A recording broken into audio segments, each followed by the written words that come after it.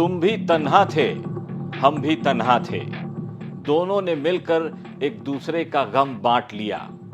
एक जैसा था दोनों का हाल, लिहाजा साथ रहकर जिंदगी का सफर बांट लिया। आज क्राइम सीन में कहानी एक ऐसी महिला की जिसकी उम्र महज 27 साल थी, लेकिन उसे अपने से दुगनी उम्र के शख्स से प्यार हो गया और फिर उसने जमाने की परवाह किए बगैर उसी को अपना सब कुछ मान लिया और उसी के साथ लिव इन में रहने का फैसला कर लिया। ये कहानी तफसील से सुनाएंगे आपको, लेकिन उससे पहले ही कहानी का क्लाइमेक्स जान लीजिए। जिस महिला ने अपने से दुगनी उम्र के शख्स को दिलो जान से चाहा, उसी महिला की उसी शख्स ने जान निकाल दी।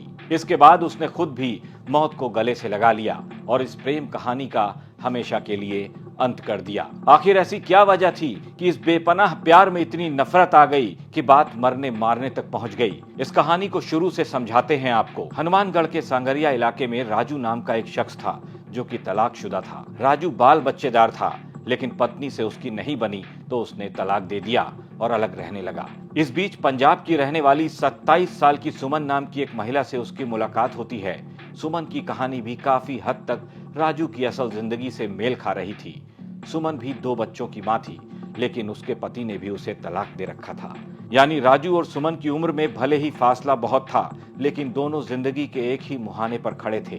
दोनों का हाल एक जैसा था, दोनों का दर्द भी एक ही था। शायद इसीलिए दोनों ने यह फैसला किया होगा कि क्यों ना इस दर्द को मिलकर बांट लिया जाए और बाकी बची जिंदगी को आसान और खुशहाल बना दिया जाए। सुमन नाम की इस महिला की शादी 10 साल पहले भगतपुरा गांव के रहने वाले करमजीत सिंह के साथ हुई थी। करमजीत से इस महिला के 2 बच्चे हुए। बड़ा बेटा इसका जो है वो 15 साल का था। अभी पिछले कुछ वक्त से ये करमजीत से अलग रहने लगी, क्योंकि करमजीत से इसकी नहीं बनी तो करमजीत ने इसे तलाक दे दिया था। अपने पति से अलग होने के बाद ये महिला भेड़ बकरियां चराने लगी। इस बीच इसकी मुलाकात राजू नाम के एक शख्स से हुई जो कि भेड़ बकरियां चराता था, और दोनों जब मिले तो एक दूसरे से प्यार हो गया और ये साथ रहने भी लगे। इस बीच सुमन प्रेग्नेंट हो गई। 3 दिन पहले हनुमानगढ़ पुलिस को खबर मिलती है कि एक घर में एक महिला का नग्न शव पड़ा है। उसी के बगल वाले कमरे में एक शख्स की लाश भी पड़ी है। खबर मिलते ही पुलिस फौरन मौकाए वारदात पर पहुंच जाती है और पहुंचने के बाद क्राइम सीन पर जो कुछ भी दिखता है उसे देखने के बाद पुलिस को यह समझने में देर नहीं लगती कि आखिर मामला था क्या। खैर, मामले की जांच पड़ताल शुरू हुई तो दोनों की मौत की गुत्थी भी सुलझने लगी। गवाहों के बयान और इनके परिजनों से बातचीत में जो पता चला उससे यह साफ हो गया कि सुमन को मारने के बाद राजू ने अपनी जान दे दी। शनिवार सुबह करीब 9 बजे दोनों घर से बाहर नहीं आए तो पड़ोसियों ने जाकर देखा दोनों मृत हालत में मिले। एफएसएल की टीम ने क्राइम प्लेस का निरीक्षण किया, साक्ष्य जुटाए। सुमन मौत से कुछ महीने पहले ही प्रेग्नेंट हुई थी। अस्पताल में पोस्टमार्टम की रिपोर्ट से इस बात की पुष्टि हो चुकी है। दोनों के शवों का पोस्टमार्टम करवाने के बाद शव परिजनों के सुपुर्द कर दिया गया ताकि इनके शवों का अंतिम संस्कार किया जा सके। हमें पता चला कि एक मृतका है और एक पुरुष है, राजू सिंह। प्रथम दृष्टया से पता चला है कि उस राजू सिंह ने पहले इस लड़की की हत्या की है और उसके बाद खुद ने फांसी का फंदा लगा के आत्महत्या की है। और ऐसा पता चला है कि दोनों कई सालों से लिव रिलेशन में रह रहे थे। प्रथम दृष्टया ये भी प्रतीत हो रहा है कि महिला शायद प्रेग्नेंट है।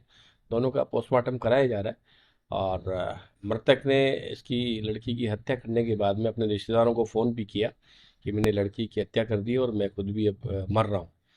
और तो इसलिए प्रथम दृष्टया दोनों का ही जो है वो कार्रवाई की जा रही है। दृष्टया ये पता चला है कि दोनों कई वर्षों से लिव इन में रह रहे थे। दोनों ही पहले शादीशुदा थे और राजू सिंह जो है मृतक, वो लगभग 50 साल उम्र है और जो मृतक है उसकी उम्र करीब 25 साल है।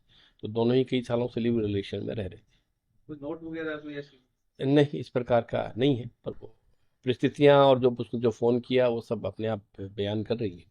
ये पहले उसने हत्या की है, उसके बाद खुद ने। जिस घरेलू हिंसा की वजह से सुमन अपने पति से अलग हुई थी, इसी वजह से इस बार उसे अपनी जान गंवानी पड़ गई।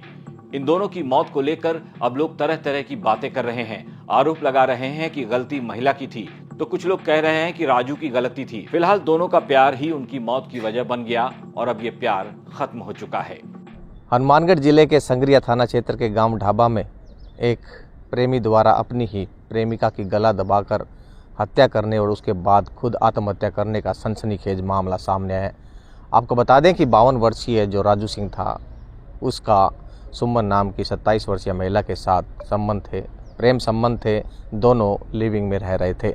लंबे समय से दोनों एक ही घर में लिविंग में रह रहे थे और शनिवार की रात को न जाने क्या हुआ, राजू सिंह ने पहले तो सुमन का गला दबाया और उसकी हत्या कर दी और उसके बाद खुद दूसरे कमरे में जाकर फांसी के फंदे पर झूल गया। पुलिस अधीक्षक अरशद अली ने बताया कि दोनों शादीशुदा थे और जो सुमन थी वह पंजाब की रहने वाली थी और अपने पति को छोड़कर राजस्थान के ढाबा में आ गई थी और जो बकरी गाय चलाने वाला राजू सिंह है उसके साथ लिविंग में रहने लगी थी। और वहीं राजू सिंह भी तलाकशुदा था, उसकी एक पत्नी थी, एक बच्चा भी है और वह भी उससे अलग रह रहा था। ऐसे में दोनों लिविंग में रह रहे थे और लंबे समय से दोनों साथ रह रहे थे। और शनिवार की रात को राजू सिंह ने अपनी जो प्रेमिका है सुमन, उसका गला दबाया, उसके चोट मारी और उसके बाद खुद भी फांसी के फंदे पर झूल गया। इस घटना की सूचना जैसे ही पुलिस को लगी तो संगरिया के डीएसपी करण बराड़ सहित पुलिस टीम मौके पर पहुंची।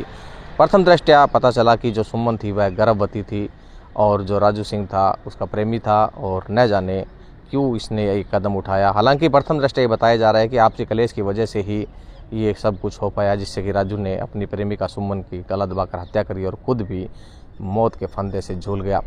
पुलिस ने पोस्टमार्टम करवाकर शव उनके परिजनों को सौंप दिए और इस प्रेम कहानी का अंत इस तरह हुआ कि दोनों की डेथ हो गई। जिस शख्स को इंसान खुद से भी ज्यादा चाहता हो, भला उसकी जिंदगी का कत्ल कैसे कर सकता है। इन दोनों की मौत को लेकर कोई कुछ भी कहे, लेकिन राजू और सुमन का प्यार अब उनके साथ ही चला गया। उनकी मौत का राज भी उनके साथ ही दफन हो गया। शायद अब ये कोई नहीं जान पाएगा कि राजू और सुमन, जो कि एक दूसरे से इतना प्यार करते थे, एक दूसरे की जान के दुश्मन कैसे बन गए। आप देख रहे थे क्राइम सीन। मेरा नाम है नितेश तिवारी। ये खबर भेजी थी हनुमानगढ़ से हमारे रिपोर्टर गुलाम नबी ने। कल फिर हाजिर होंगे अपराध से जुड़ी एक और कहानी के साथ। नमस्कार।